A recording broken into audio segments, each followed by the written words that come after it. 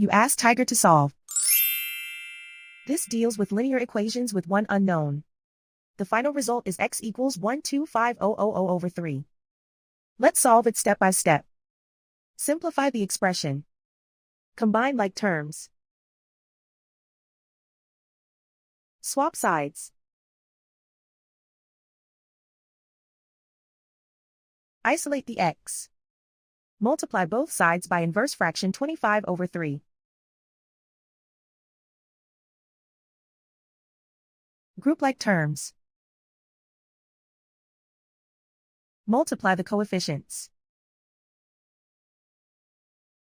Simplify the fraction.